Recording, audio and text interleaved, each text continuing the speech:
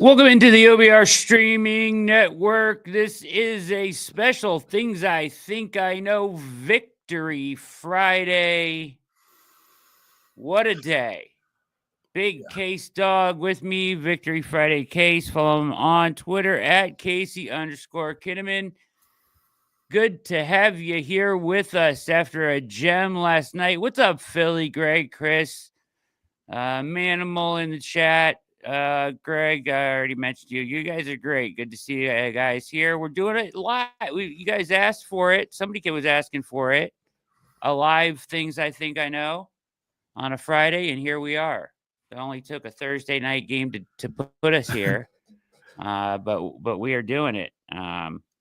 So yes, absolutely. What a game last night, Case. You weren't on the post game show, so I didn't get to talk to you much. Yeah. What I mean, everything you could ask for in a football game, my friend. Everything you could ask for. Yeah. How was your day? Been paying attention. How was your day? It's crazy drama. You know, I had to be up at 4:30 and had to work for a 12 shift, and I was riding high at least 8 hours of it. It got me through the first part of my day, man. It was pretty magical. Like just the way it unfolded. You couldn't ask for better drama, you know, and aesthetically, because if you did that game, it's like a time capsule. Because like by the end of the game, when they were showing previews from the first half, and it was a green field, and then you see what we were watching in the second half, just blustering snow. It was, I don't know, man. It was awesome, dude. It was awesome. Looper. And it's weird timing that they announced today that they flexed us out of the next Thursday night game. I know, it's so weird. What is that? That was magic, man. You want us? We're magic on Thursdays. Yeah, I mean, I can't hate them for it, but yeah, I get it. But at the same time, like night games, I like them, man. I know a lot of people don't. I love them.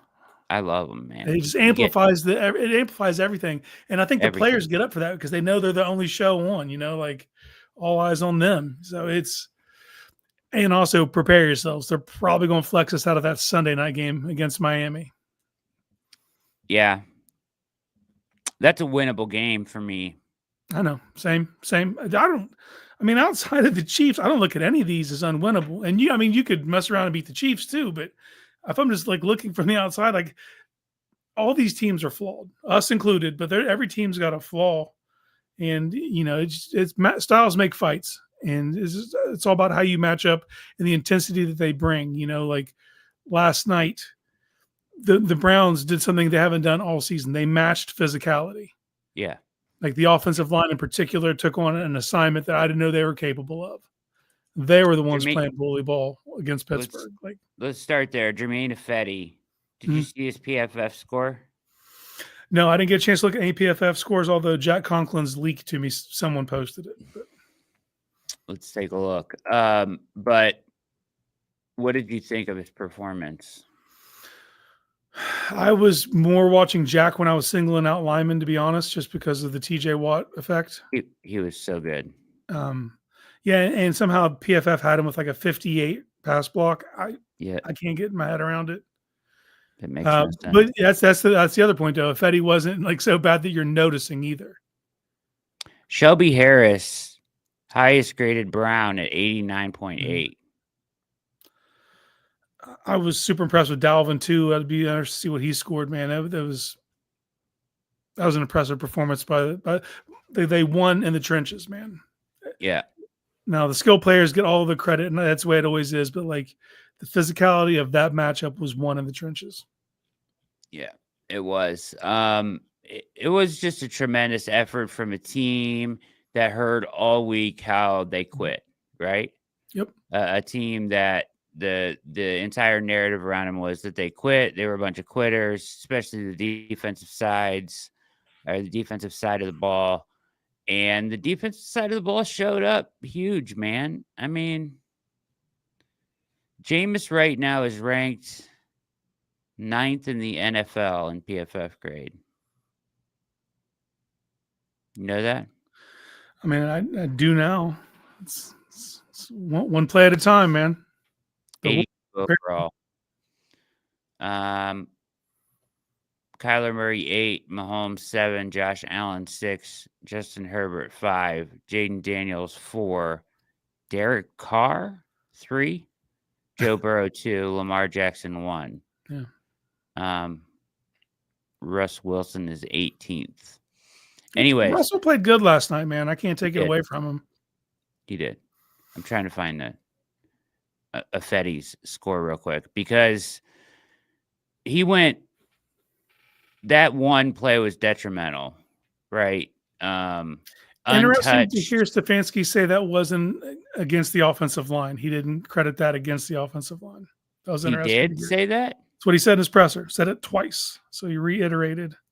He said How he is that wasn't not? going to talk about he's going to protect the names of the innocent, but he didn't dock that against the offensive line. How? I'd like to You hear think he that told us that? Do you think he gave that up? No, but I'd like to hear that explanation. Yeah, maybe it should have been recognition. I don't know. I don't know. Maybe the back. For me, it was looked like supposed to be he caught a fatty standing still. Is what it looked like to me. Yeah, he beat a Fetty with a great get off, right? Mhm. Herbig did, and almost went untouched to the quarterback. Yep, pretty egregious in my opinion, but that's the Fetty one had sack the- they gave up all night. Now, did it cost him? It costed him, yes, of course. But if you had told me before the game the Steelers only get one sack in this game, you'd feel pretty good about that. Yeah. Fetty had 2 penalties. Nope. I'm looking at the wrong stats. Here we go. Yeah, he did have 2 penalties. His run block grade 63.7. His pass block grade case, God, a 19.3. Yeah. How could he have been that bad? He got a 36 overall. How could he have been that bad, Case, when he was actually that good? I mean, I'm not gonna call him good, but like he wasn't held an his issue. own. He wasn't an issue, and I think that's all you're asking for when we're talking about your fourth, fifth string tackle. That's brutal. I mean, he wouldn't even the plan. It would have been a Denegi. Like when we were talking about guys that were like expected to be depth pieces, if Eddie was brought along to be more of a guard anyway.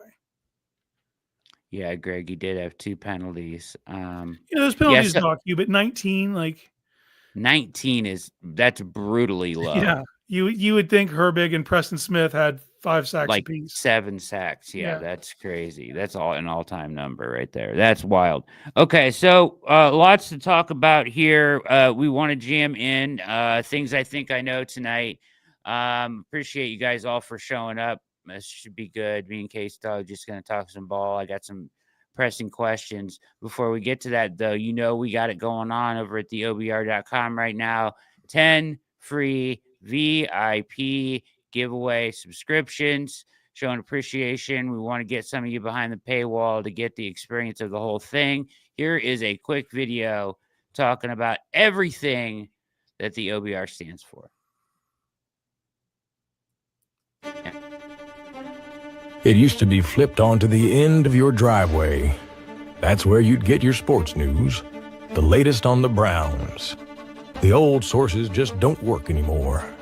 Now it's all online, and you have to deal with trolls, bots, and aggregators who just fire off anything and everything to get your attention. There is, of course, an alternative. What's orange and brown and red all over. Heck, this alternative has been here since 1999, covering the team. Stacked with first-rate reporters who are at practice, in the locker room, working sources, breaking down film, crunching the numbers, evaluating prospects. It's all Browns all day, every day. All fueled by the most lively forums and Browns fan base anywhere. It's the OBR. Time to stuff your helmet with better stuff. Good stuff. Love that video every time. Gets me fired up. It's so true. All about digging into this stuff, giving authentic takes and analysis, and we try to bring that to you. Tell a friend. Yeah, absolutely, Casey. And head on over to Really, MC is a Plain Dealer Paperboy alumnus. Head on over to the obr.com. Front page will tell you exactly how to sign up to get that free VIP sub. And really, you just have to register and email. That's basically, yeah, that's it. Obviously, you get the awesome stuff, the articles behind the paywall, a lot of Jack Duffin's work. You'd be up on the cutting edge of everything that's happening behind the scenes. But like, in my opinion, probably the Insider Central thread during the games, probably one of the best things that you get access to as a VIP member. So I couldn't recommend it high enough. I don't even tweet anymore during games. It's just all goes into there. All my stuff's in there. I'm not tweeting. Yeah. Oh, yep. Yep. Agreed. All right. Awesome stuff. All right. So weird situation occurred in this game. A couple weird situations. Let's start with this. Browns going 1 of 10 on first down, right? Was it 1 of 10? I believe. 1 of 13? 1 of 10? 1 for 10 on third down. 4 for 4 on fourth down.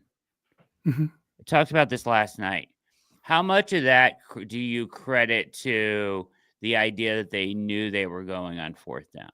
Oh, some of those for sure. But even the one that they got was supposed to be a fourth down. It was supposed to be 4th and 2. And then Tomlin hemmed and hawed on where he's going to take the penalty and gave him the penalty. And that's when you got your third down right there. That's my next question. How many times are we going to allow coaches to change their mind? That was like an extra timeout. And then they got a timeout on the backside of it, dude. It was like, what are we doing? You accept it or not? When you defer it, that's it. You don't get to repick your coin toss. Like when you say it's over. It's 4th and 2, right? Yeah. He thought he was avoiding us kicking a field goal. There was no chance in hell we were kicking a field goal there. I think he thought we were. I know. He 100% did. He said it. He was like trying to make the kick harder on him. We weren't kicking, brah. It was going into the wind. There was no chance we were kicking that 43-yarder. That might have well been on the moon. Philly, I agree.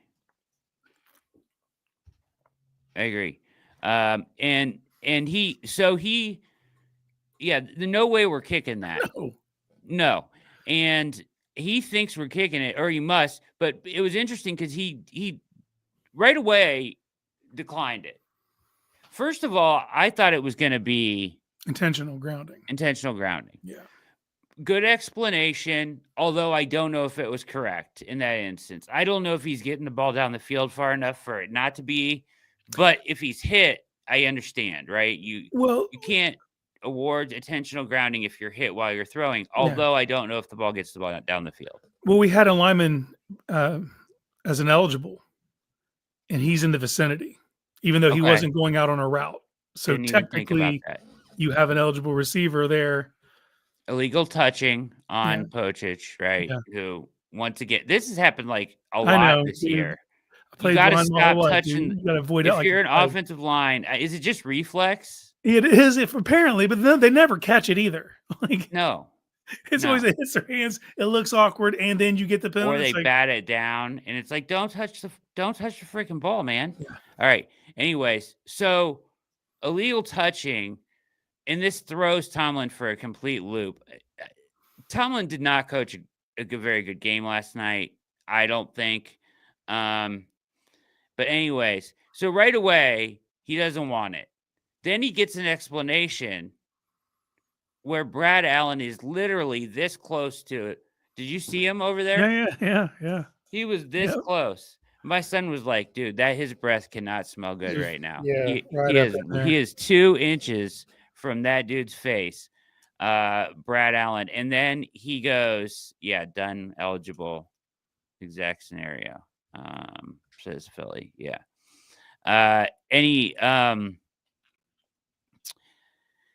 he's flat out, he doesn't want it again, right? He doesn't want it. Yep. Okay. Yeah. We come out, line up, we're going. Now, whistles blow. I mean, and he waited a long time. Yeah, dude, that was an extra timeout. That's bullshit, really. Everybody got lined up. And then here comes even, was it Michaels? Was like, I think we're ready to go. Nope, we're not. And then Yep. here comes Allen again, right? They're going to move it back, which is exactly what you wanted if you're a Browns fan. I'm like, that. Oh, fine with me. Fantastic. Give me 2 tries to Yeah, get 2 7 because we're going instead of for it on 1 to 4th get. too. We would have still went for it on 4th. So Would have went for it on 4th. Yeah, Now you're 2 going to give cracks. us 2 shots from 7. That's insane. That's the only 3rd down they get. Judy catches the that's the one they get, right? So Jerry Judy played an incredible football game. And here's the thing that I learned about Judy last night that I didn't expect from him. He's shifty. He's good in open space. He's a great route runner. He gets separation. He caught some contested balls that I did not expect him to like physically be able to do toughness wise. Yeah, guys hanging on him, just demonstrated guys incredible hanging play on him. strength. Yeah. Went to the ground on that one, secures it for sure. Like he made play after play after play. Even the play where Jameis scrambles to the right on the boundary and throws it up, and he high points it, just snags it out of the air, and just that play in itself. Judy's play the last 4 weeks. He's obviously worth the money he was paid. Yeah. You know what I mean? I know everybody was like, "Oh, that's a lot of money for him." I don't think so, man. I think it's not. I think he's a very high level number 2. Yeah. And he can be a 1 if you need him to, but it's depending on what kind of coverage you're facing, it might go dicey for you. But I like his playmaking abilities, man. And he's been nice with the ball in his hands, and awareness. I need a little bit of work. The play where he wasn't touched and just stood up, like I need you to understand a few things. Dude, and I need him to stop corralling the ball with his body. Yes, like that gets to me, man. But he's a playmaker. You can't have enough of those.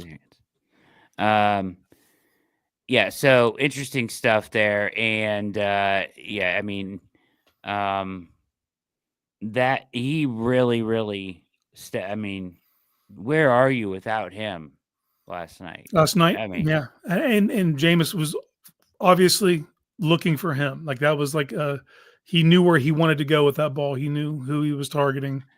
That play going out of bounds. I talked about it last night. And Jameis was hobbled after that. Like he wasn't right for a little bit, but he. I don't know if he was trying to milk it for an injury or what, but he got up like really limping. He did. Well, no, because I don't know if you saw the replay. Like he basically rolled into like some of the crew on the sidelines. Yeah, like that. Like so, it's who knows what happened on that pile, Yeah. But yeah, then is he milking it because he wants to get the play clock reset? Maybe because they have to get down the field now, and he's on the ground, and he's got to command the HUD. Yeah, you know what I mean. Maybe it's a little bit of that. I don't know, but you can see it on his face. You can see a lot of things on Jameis's face. He couldn't see for shit in that 4th quarter. He could not. That snow was coming right in his eyes. Didn't he have even LASIK? In the post game when they were trying to show him something on Amazon, and he was like this, like he couldn't see anything. I don't know how he was completing passes. He's a G, man. He is. My guy's a treasure. On the sideline like this. Yeah, all the time, dude. They just showed him on the sideline. I'm like, I don't even think he knows where he is. Jerry Judy down there somewhere. Yeah. That is wild, man. So this was the game. If you're gonna make a case to not have the dome, this is your game. No, God, no. Because anything of that 4th quarter goes wrong and you lose the game, you're like, oh, that weather, you're going into the wind in the 4th quarter. You persevered, you got through it. And I'll remember that night fondly for the rest of my damn life. But build the dome. I agree with you. Build the dome, dude. That was a great game. I've been watching football a long time. That hasn't went well for us like that. Like that was great. We'll always magical. have that moment. We beat the Steelers on Thursday Night Football, national TV, crazy snow. I'll remember that fondly. Yeah. Build the dome. Build the dome. I agree. I'm with you. I can't they can't send me back off of the dome just because of that. But it was magical. You have to admit it was magical. Now that doesn't mean the Browns are never going to play. in another snow game again because they play on the road all the time. So they may play in another snow game again. You may get your opportunities. Monday night in Denver next week could very well be the next snow one. game. I know. It very well There could you be. go. But yeah, I think and plus you got like 3 more years playing here Yeah. I mean, so before the dome is a reality. So Yeah. it's not like it's going up tomorrow. So but yeah, I think you still got to build the dome. I agree. But I get that people like, dude, the fans last night. Unbelievable. Their opinions would be so much drastically different if you lose that game, though. I know. No, I'm just saying the fans.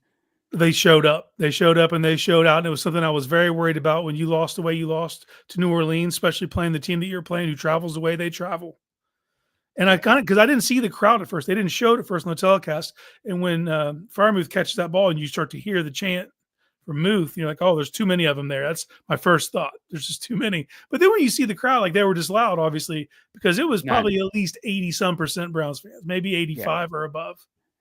There's very little pockets of Steelers fans. Yeah, but like when you're playing Pittsburgh, that's tough to do, man. They travel well. I expected more because, like yesterday morning on the radio, there were guys calling in saying, "I'm selling my tickets. I don't care who buys them. I don't care if it's a Steelers." I hate that shit. I gotta be real. Yeah, drives me crazy, right? But like that was the attitude, and I'm like, "Oh man, this is gonna be bad." But it wasn't. They showed up. And they stayed rowdy. And Herb Street pointed it out, and his Ohio blood running thick through there.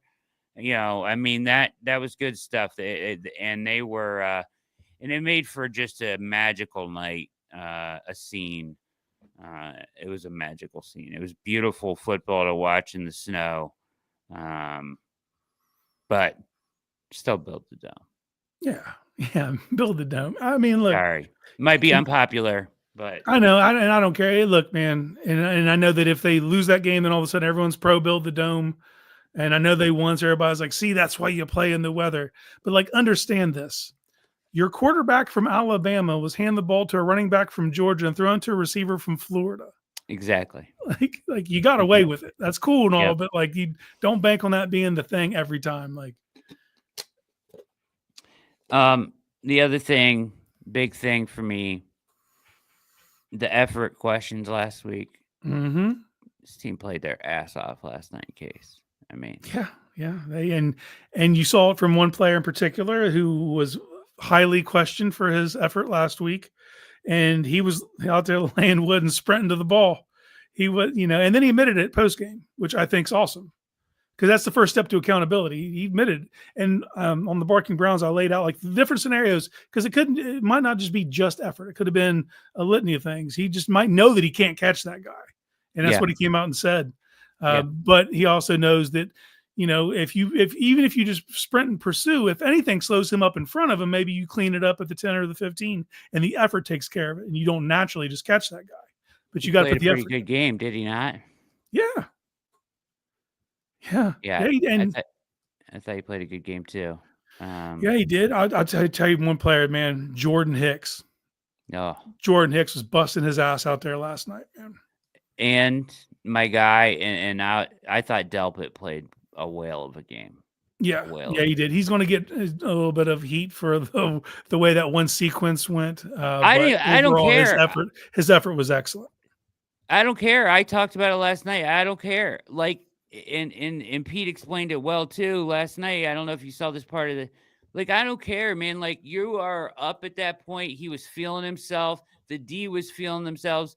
You, like, as a defender, you have to play on that edge of that. Did he cross the line? Yes, he did.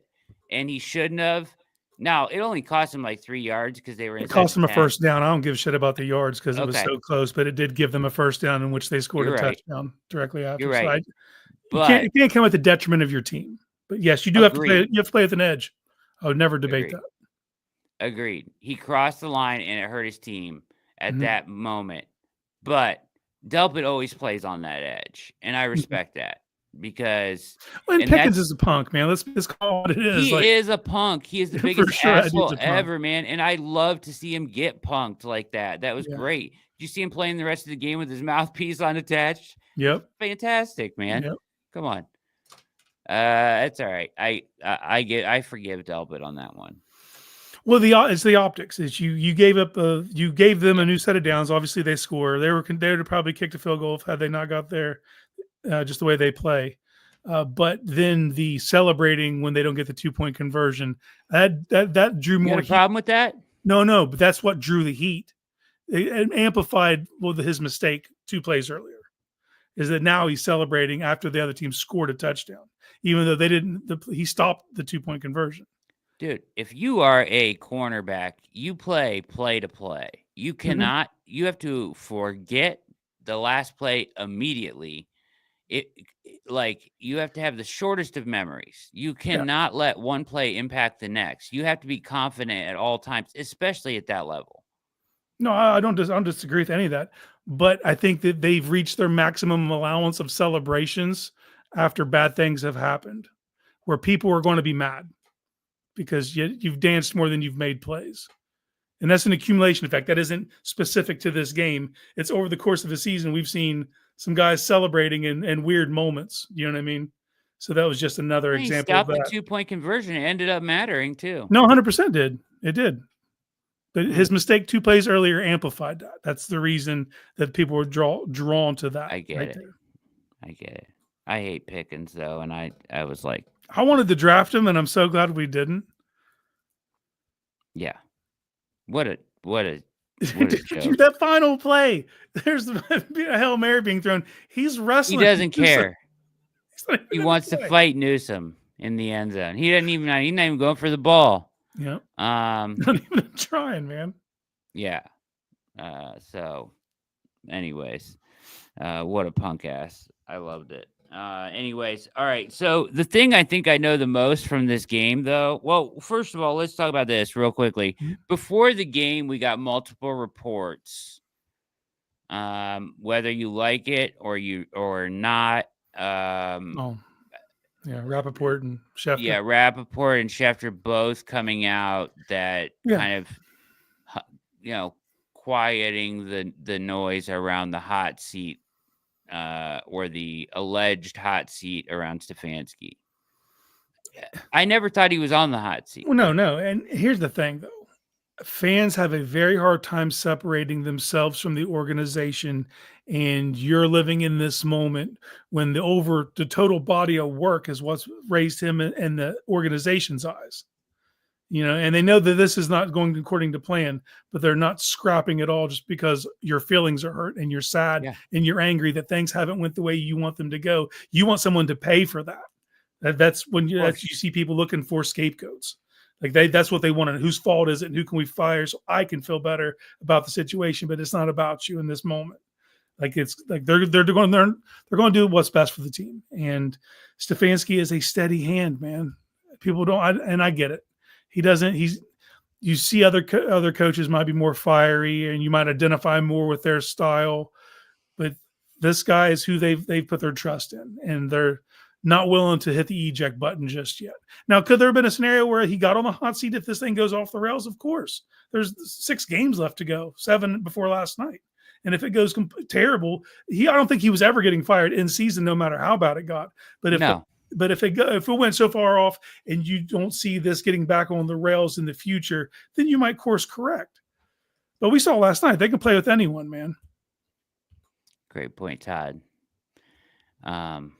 Yeah, I mean the Ravens game and the Steelers game, in between this nonsense, which I blame a lot of on Watson, which then I know traces back to all the decision making within the organization. But I do want my team to go for it. I want them to try to push them over the top. Yeah. And ultimately, although, I hate Watson now, right? Like sports hate Watson and kind of hate Watson just in general. It's like, how do you say this even? It's just it became such a mess. I mean, Who could have foreseen, Casey, him being as bad as he was? None of the 12 teams that were trying to bid for his services. Yeah. You know what I He is mean? toxic. He is toxic. He sucked the life out of this Mhm. team. And he'll never play another down. So we don't need to talk about it anymore. But that's what ruined the season for me. Yeah, no, it's abysmal quarterback play. Injuries have a lot to do with it. And there's been some regression from other players that factor into this too. Sure. But at the end of the day, you can't downplay the guy who touches the ball in every single play. Like No. that you know what I mean? Can't Like win that's a with massive when part you're to do with what that we saw and bad. what we saw last night. You Yeah. see the difference of a guy who everyone's trying to play for him. And he's a Exactly. positive force out there, and he's willing things to happen, and they believe in him, and he believes in them, and that comes across in the way they played last night. Yeah. We've had success, OG Philly. We've had successful offense with 3 quarterbacks during Deshaun Watson's tenure. He's the only failure.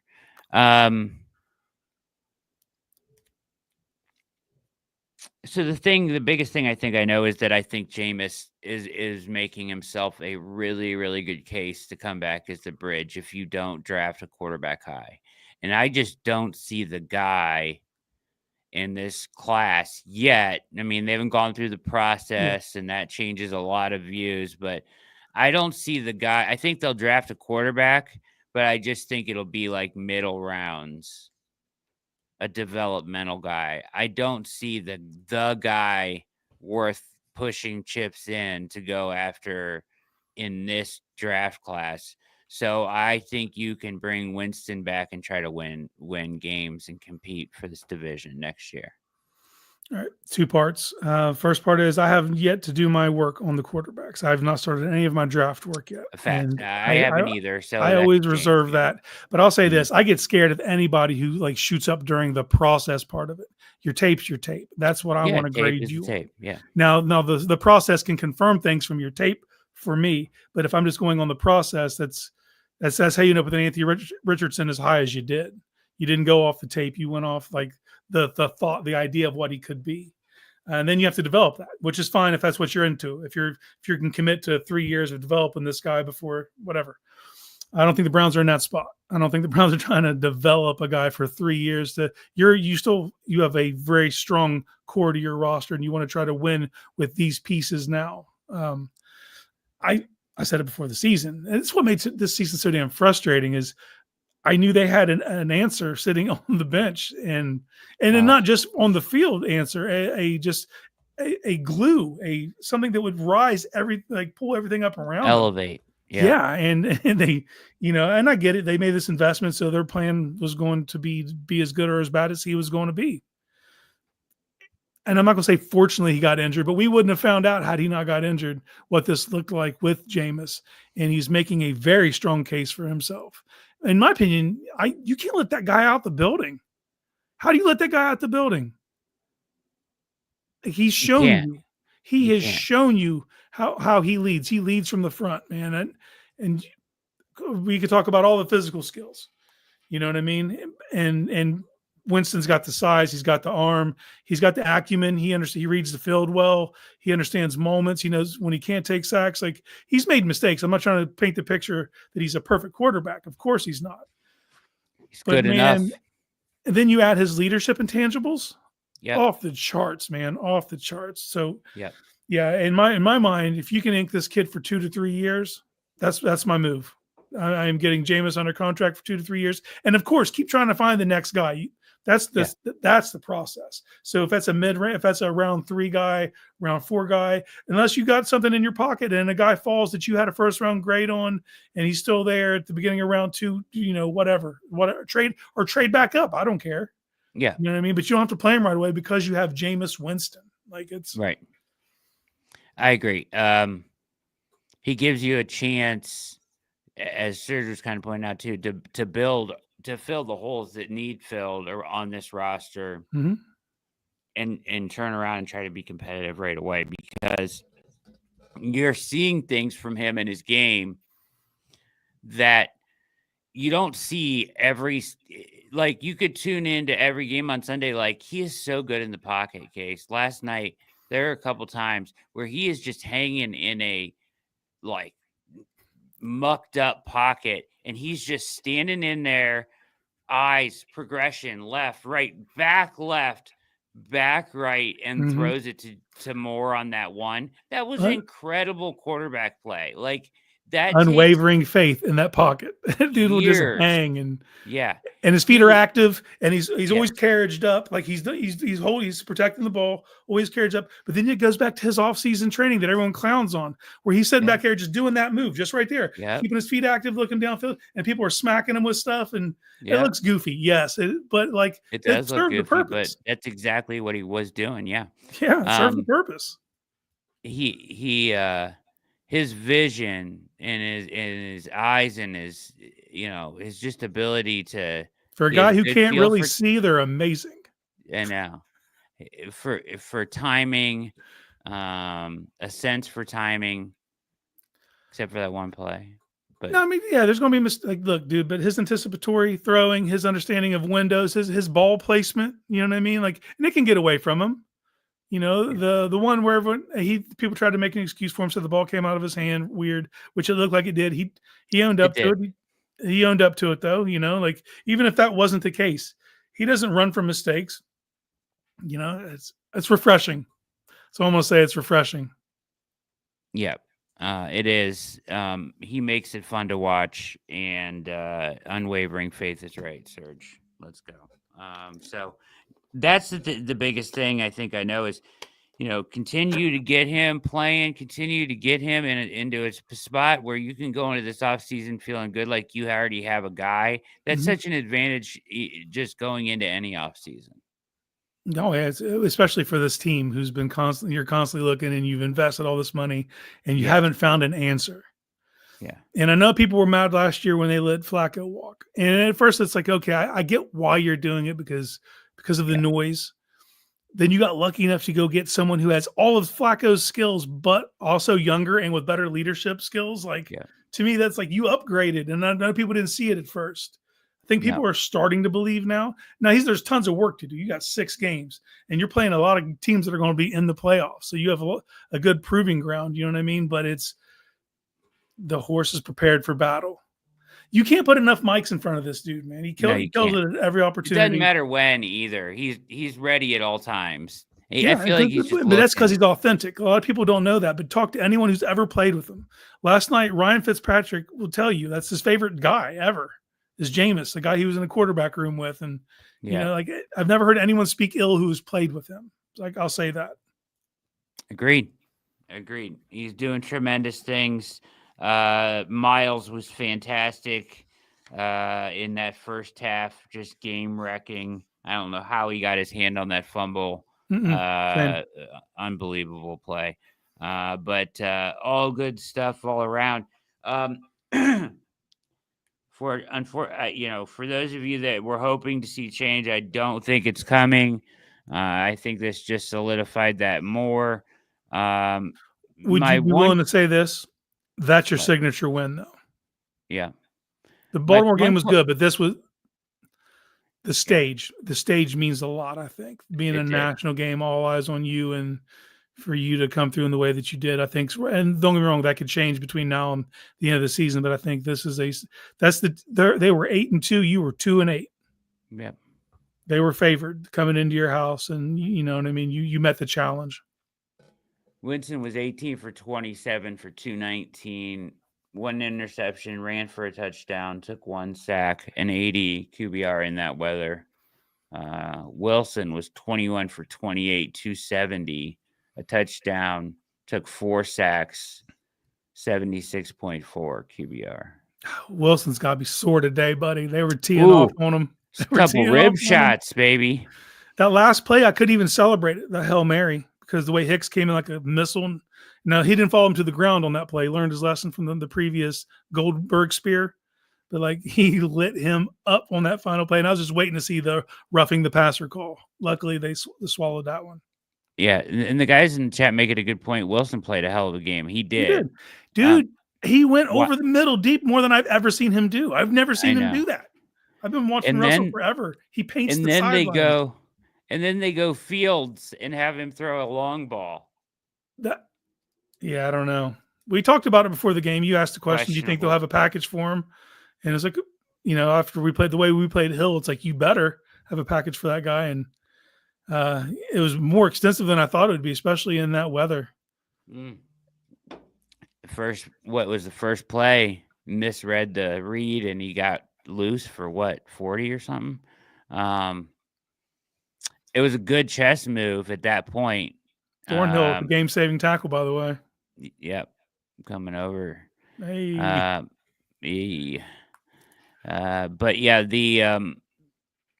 here's my question. Last question. We'll get out of here. But so I think the staff, at least the tenants of the staff, will remain in place. What do you do? Where are you at with Dorsey? I mean, 6 games. We have 6 games. I gotta, I haven't seen him doing anything that Stefanski couldn't handle himself. What if you had to make a call right now? Trust Stefanski to make the call? Yes. That's where my loyalty lies right now in this moment. And I just I'll he say called it, a pretty good game last night. I just wish Stefanski would have held on to play calling duties for a little while so we see what it looks like with Jameis, because I had faith that Jameis could perform. But I know Stefanski could get out of him what Dorsey's getting out of him. I don't think that's. But does Stefanski like this role better for him now? I think that's what it comes down to. Is he more comfortable? We're 4 games into the experience now. 2 up, 2 down. You know what I mean? The offense has moved the ball either way, though. Even in the games where you didn't score enough points, you were still moving the ball. You were accomplishing things. It wasn't a series of just 3 and outs. You know what I mean? And failure to launch like we saw with a previous signal caller. I would just have liked to see what he could accomplish with Stefanski and Jameis together. I agree. I will say they concede this, that I thought Dorsey called a pretty damn good game last night. Yeah, I don't come back, thinking that, you're always going to be able to pick something like that. I think that was boneheaded, or why did you try that there? But things were open, man. Like there was things schemed appropriately, sequenced nicely. And we talked about it pregame. Even if you're not getting a tremendous amount of effectiveness in your running game, you have to stick with it against Pittsburgh. You can't just go strictly all pass, because there was a section of the game where they went in empty when I wouldn't have went in empty in those scenarios. Yeah, a few times. Yeah. So if I were to have a critique, that's what it would be. You have to give the illusion that you can still run it to keep them honest as possible, because they can tee off. They didn't. Obviously, the line did a tremendous job last night. Jameis, I don't know, man. It's hard to leave a game like that and feel too negatively about too many players. But everything seemed to be. We scored 24 points in a blizzard. You know what I mean? Like that's pretty good work. Yeah, I think I tend to kind of agree with you guys that in some of those spots, I wish they would have ran the ball more. Yeah, there was one sequence where I couldn't believe they went right back to the pass. Right after the was it a turnover? Did they get a turnover? Yeah, and they went right, like they tried to dagger him. They went right to the pass. Yeah. What was the turnover? Why can't I remember that? It was in the 3rd quarter. That's what I can tell you. I just remember thinking, like, I don't agree with. They came out and just started like spreading it out and trying to throw vertical right off the rip, and it's like baby steps, man. We're playing bad weather, and I want to keep seeing Chubb get more and more of a feel. And I mean, how iconic is him with no gloves on in that snow? 2 touch. That's a good look. That is just a good look for my guy. There's one still from the when he was in the end zone the second time. The way the camera caught it, I want to get that as screen grab, and I might get that blown up into a picture, get a poster out of it. It's a good call. Good stuff, guys. Thanks for hanging out tonight. Things I think I know. Any parting words, Case, before we get out of here? Enjoy your weekend. Yes. Enjoy your stress-free Sunday. That's the beautiful thing about playing on Thursdays when you get that win, is it's like all the stress is gone, and you can just, if you're going to watch football, watch football. If you're going to find something else to do, this actually isn't that good of a slate of games this weekend. So, Yep. Do you and enjoy your time, and then you get an extra day on the back end because we don't play until next Monday, a week from Monday. Hey, how about Whitebeard in the turkey hole? Buddy. Yeah. And I couldn't tell who it was, like, in the moment. Neither could Al Michaels. Like, he couldn't tell who it was either. Everybody thought it was Njoku. Because the way he went up in the air. It was incredible. Yeah, it was a great play, man. He graded really well too, I heard. Good for him, man, making the most of his moment there, being elevated and Whitebeard. and trying to be a viable option. And, Whitebeard, dude. Whitebeard in the turkey hole. Whitebeard in the turkey hole all day. So we called it pregame too. We said we need a little of that tonight. We got it too. Got it. Jameis delivers. Turkey hole shots all around. Hit like and subscribe, as MC says there. Appreciate you guys. Yeah, Buckeyes, Indiana. Is that a noon kick? I don't know. I know that's where the game day is going to be there, right? But I'm not sure. I work tomorrow, so I won't be. I won't be watching that too. One. But like I'll be ducking the Clemson traffic. Their game's at 3:30, so my whole goal is to be out of that region by the time that goes down. Why is this game at noon? This game should be a night game. I feel like it should be a night game. Yeah, scheduling's weird. I mean, it's before the season. I don't think they were banking on Indiana to be Whitehead. What's his name? I've seen so many different Whiteheart. Yeah, Whitehead, Whitebeard is my go-to. Ken Carman dubbed him today, Blake the Anvil Whiteheart. Yeah. It's Whitebeard on the OBR. The Whitebeard in the turkey hole. In the turkey hole for the win. Like a game of Clue, with the dagger. All right, guys. Thank you guys for hanging out tonight. Hit like and subscribe. Keep coming back. Go over to theobr.com and get yourself a chance to win a free VIP subscription behind that paywall so you can enjoy the entire thing and all of our content. With that, we're going to bounce up out of here for Casey Kinnamon Friday, Victory Friday, Case Dog in this mother. My name is Brad Ward for the OBR. We are